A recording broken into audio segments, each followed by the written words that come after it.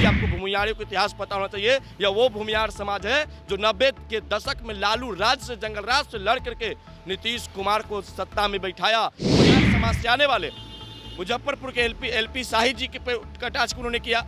जहानाबाद मगध के एक नेता जननायक रमाश्रय प्रसाद सिंह के ऊपर जिस प्रकार से उन्होंने हंसी मजाक का पात्र बना दिए, ये कहीं न कहीं उनका अहंकार को दर्शाता है। ऐसे ऐसे जातिवादी मानसिकता वाले लोग जो जात पात का जहर इस बिहार में घोलेंगे, बीस बिहार में घोलेंगे, वैसे वैसे को मंत्रिमंडल में नहीं रखना चाहिए। आप देख रहे हैं न्यूज़ 4 नेशन, मैं हूं आपके साथ नरोत्तम सिंह। नीतीश के मंत्री अशोक चौधरी जहानाबाद में भूमिहारों पर बोलकर चौतरफा घिरते हुए नजर आ रहे हैं। एक तरफ जहां जो भूमिहार समाज के नेता हैं वो अशोक चौधरी पर लगातार प्रहार कर रहे हैं, तो दूसरी तरफ भूमिहार समाज प्रत्येक जिले में अशोक चौधरी का पुतला दहन कर रहे हैं। अब जेडीयू कार्यालय के ठीक सामने एक पोस्टर लगाया गया है और ये पोस्टर के माध्यम से अशोक चौधरी को रावण बताया गया है। और ये देख सकते हैं तस्वीर, ये जनता दल यूनाइटेड के प्रदेश कार्यालय है और ठीक उसके सामने ये पोस्टर लगाया गया है। रावण रूपी अहंकारी मंत्री अशोक चौधरी का घमंड तोड़ेगा बिहार का भूमिहार समाज। इंडिया को वोट भी दे भूमिहार और अपमान भी भूमिहार, दोनों संभव नहीं है। ये नसीहत भी कहीं ना कहीं जेडीयू और बीजेपी को भी दिया जा रहा है कि एनडीए को वोट भी दे भूमिहार और अपमान भी भूमिहार, दोनों संभव नहीं है।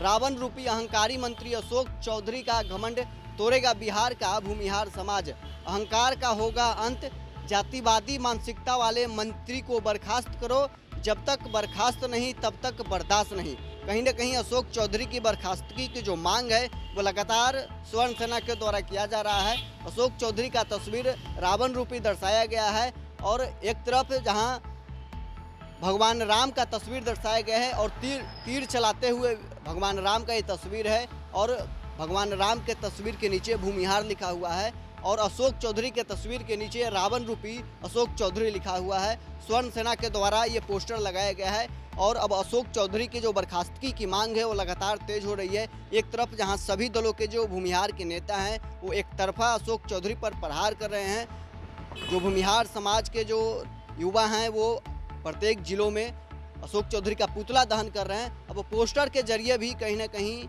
ये मांग किया जा रहा है कि अशोक चौधरी को बर्खास्त किया जाए और ये पोस्टर ठीक जेडीयू कार्यालय के सामने लगाया हुआ है। और ये जो पोस्टर लगाने वाले हैं पुरुषोत्तम राज स्वर्ण सेना के प्रवक्ता हैं, वो भी हमारे साथ मौजूद हैं। आप पोस्टर लगाए हैं, बर्खास्तगी की लगातार मांग कर रहे हैं। निश्चित रूप से हमने इस पोस्टर में अशोक चौधरी जी को रावण के रूप में हमने प्रदर्शित किया है, क्योंकि अशोक चौधरी जी का जो अहंकार है, अशोक चौधरी का जिस प्रकार से बयान और घमंड है, उन्होंने जिस प्रकार से जहानाबाद में जाकर के जो हमारे जात के ऊपर उन्होंने टीका टिप्पणी किया, उसके बाद अपने बचाव में जो उन्होंने मीडिया के ऊपर बयान दिए, उस बयान में कहीं न कहीं इस देश के बड़े राजनीतिज्ञ, बिहार के बड़े राजनीतिज्ञ, भूमिहार समाज से आने वाले मुजफ्फरपुर के एलपी शाही जी के टास्क उन्होंने किया।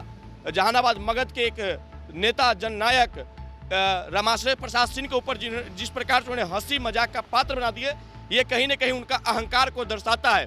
और अशोक चौधरी जी को सत्ता की अहंकार है, तो मैं उनको यह बतला देना चाहता हूं कि बिहार का भूमिहार समाज किसी का अकड़ और अहंकार को नहीं सहता है।